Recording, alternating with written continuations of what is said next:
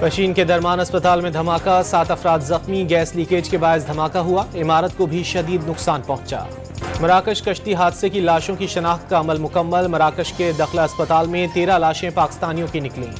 सिंध हुकूमत का मुनाफाखोरों के लिए अलग थाने कायम करने का फैसला। मुनाफाखोरों के खिलाफ सख्त कार्रवाई होगी। तमाम गोदामों को रमजान से पहले रजिस्टर किया जाएगा। पाकिस्तान रेलवे ने किराए में 5% इजाफा कर दिया। सैलून सर्विस समेत तमाम क्लास की टिकटों पर इतलाक होगा। सुप्रीम कोर्ट में फौजी अदालतों से मुतालिक अपीलों पर समाअत। आर्मी एक्ट के मुताबिक फौजी अदालतों के क्या इख्तियारात हैं, जस्टिस जमाल मंदोखेल का इस्तफसार। बानी PTI का मकसद फौज और अवाम में गलत फहमियां पैदा करना है। खत लिखकर दहशतगर्दों को सपोर्ट कर रहे हैं, वजीर आजम के मुशीर राना सनाउल्लाह का इल्जाम। देखते हैं बानी PTI के खत का क्या जवाब आता है। 1-2 दिन में फिर मुलाकातें होंगी, फिर बताऊंगा मामलात नीचे आए हैं या आगे बढ़े हैं। अमीन गंडापुर का बयान।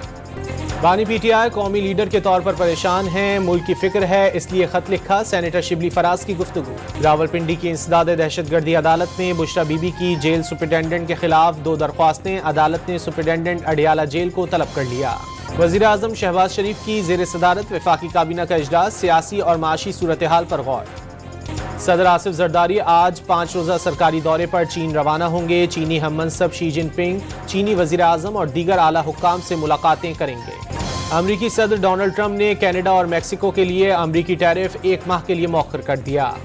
अमरीका के मुख्तलिफ शहरों से 5000 गैर कानूनी भारतीयों को मुल्क बदल कर दिया गया। अमरीकी तैयारा गैर कानूनी शहरियों को लेकर भारत रवाना। ट्रंप इंतजामिया का US एड प्रोग्राम बंद करने का ऐलान। पाकिस्तान में सैकड़ों मिलियन डॉलर के मंसूबे मुंजमद होने का खदशा।